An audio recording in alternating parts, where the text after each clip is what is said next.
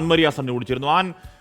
ഘോഷയാത്ര എല്ലാ തവണയും നമ്മൾ ഈ പൂരത്തിന് പോകുമ്പോൾ പറയാറുണ്ട്, ഓരോ തവണയും പൂരം കാണുമ്പോൾ ഇത് പുതിയ പൂരമാണല്ലോ എന്ന് തോന്നുന്നു എന്ന് പറയുന്നത് പോലെ എല്ലാ വർഷവും ഘോഷയാത്ര കാണുന്നവർക്ക് ഓരോ ഘോഷയാത്രയും അങ്ങേയറ്റം പുതുമയാണ്.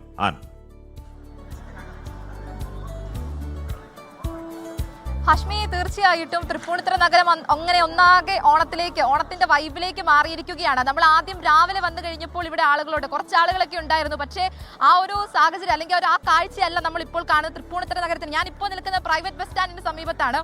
ഈ സമീപത്ത് മുഴുവനായിട്ടും ആളുകൾ ഇങ്ങനെ നിരന്നു നിൽക്കുകയാണ്. 2 ബാരിക്കേഡുകളൊക്കെ പോലീസിന്റെ സുരക്ഷാ വലയമുണ്ട്. ആ സുരക്ഷാ വലയത്തിന് അപ്പുറവും ഇപ്പുറവും ഒക്കെ ആയിട്ട് ആളുകൾ നിൽക്കുന്നുണ്ട്. അവിടെ മാത്രമല്ല, നമുക്ക് ദൃശ്യങ്ങളിൽ കാണാമെന്ന് ഞാൻ വിചാരിക്കുന്നു, ഈ കെട്ടിടത്തിന് മുകളിലേക്കൊക്കെ ആളുകൾ ചില ഭാഗങ്ങളിലൊക്കെ ആയിട്ട് കയറി നിൽക്കുന്നത് കാണാം. അവർ രാവിലെയൊക്കെ കയറി നിൽക്കുന്ന ആളുകളാണ്. ഓണാഘോഷത്തിന്റെ അല്ലെങ്കിൽ ആ ഘോഷയാത്രയുടെ പല രൂപങ്ങൾ നമ്മളെ പ്രവിതയും സ്മിതയൊക്കെ കാണിക്കുന്നുണ്ടായിരുന്നു. ലുട്ടാപ്പിയും കുട്ടൂസിനെയൊക്കെ നമ്മളെ കാണിച്ചു തരുന്നുണ്ടായിരുന്നു. അവരെല്ലാം ഇങ്ങോട്ടേക്ക് വന്നു കഴിയുമ്പോൾ അവരെ നല്ല വ്യക്തമായിട്ടൊന്ന് കാണുന്നതിന് വേണ്ടിയിട്ട് അല്ലെങ്കിൽ അവരുടെ പ്രകടനങ്ങളൊക്കെ നന്നായി ഒന്ന് കാണുന്നതിന് വേണ്ടിയിട്ട് രാവിലെ തന്നെ മുകളിൽ കയറി നിൽക്കുന്ന ഒരു കൂട്ടം ആളുകളെ നമുക്ക് കാണാനായിട്ട് സാധിക്കും. അതുപോലെ തന്നെയാണ് മറുവശത്തും, ഈ കാഴ്ച തന്നെയാണ് മറുവശത്തും നമുക്ക് കാണാനായിട്ട് സാധിക്കുന്നത്.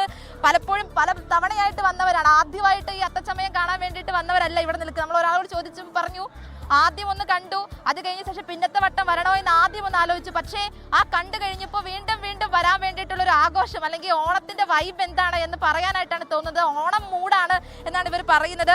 ആദ്യമായിട്ടാണ് ചേച്ചി വരുന്നത്? അല്ല, ആദ്യമായിട്ടല്ല. ഇതിനു മുമ്പ് വന്നിട്ടുണ്ട്? ഞങ്ങള് എല്ലാ വർഷം വരാറുണ്ട്.